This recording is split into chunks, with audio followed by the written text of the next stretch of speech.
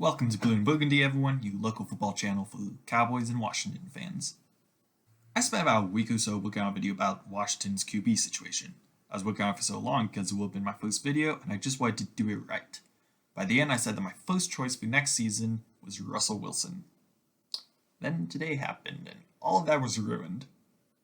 Yay. I have a few friends who are big Broncos fans. I even went with some of them to one of their games last season. It was a lot of fun. So I'm happy for them that they're getting an amazing QB, but I'm upset that we weren't able to acquire him. Washington has needed a good player at quarterback for a long time. There was Cousins and Smith, sure, but those didn't work out for different reasons. Robert Griffin III could have been our guy, but his injury ruined any chance he had in DC. Last offseason, there were a few rumors that Rivera tried to get Matt Stafford, but he ultimately ended up going to the Rams, which ended up working out okay for him. Seattle reportedly turned down a huge deal from Washington for Wilson this season, before turning around and trading him to Denver. Overall, I think that players look at the Commanders and they just don't want to play there. And I don't blame them. I blame Snyder and upper management. Just in recent memory, there were plenty of reasons for quarterbacks to want to go somewhere else. In 2012, Snyder forces Mike Shanahan to draft RG3, who he doesn't want, and then forces him to play injured, basically ending his starting career. Not only that, but he drafts another QB in the same draft.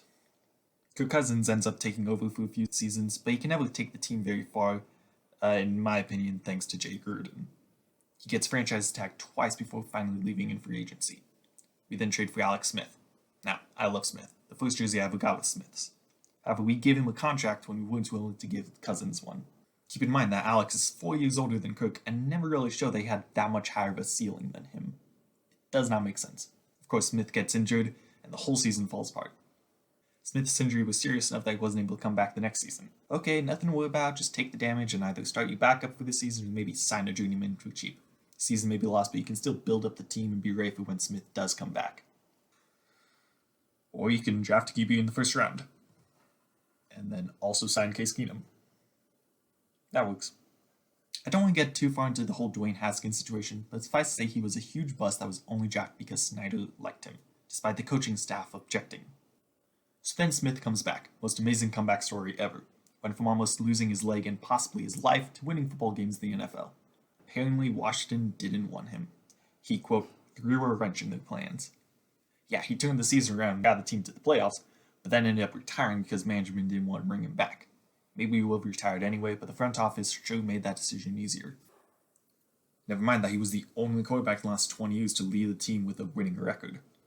And now we have an actual competent head coach who's trying to turn the team and culture around, but no one wants to come here because of ownership. The offseason is far from over, but Rivera is already 0-2 in big-name QB trades since last season, and it's not looking good. The team needs a quality player under Snyder if they want to compete, but I don't see that happening as long as Snyder is still the owner. So Washington is still in the quarterback market. We'll see if anything ends up happening. They've mainly called every team inquiring about trade options, including, hilariously, asking about Patrick Mahomes. If the last 20 years are any indication, though, we'll sign a middle-of-the-road player who won't be good enough to elevate the team, but will win enough games to push the team out of a top pick.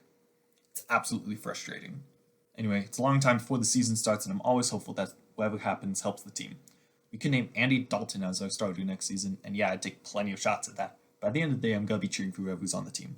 As soul-crushing as it is, this is my team, and I'm on their side, whatever happens. Anyway, thanks for tuning in. We'll catch you next time.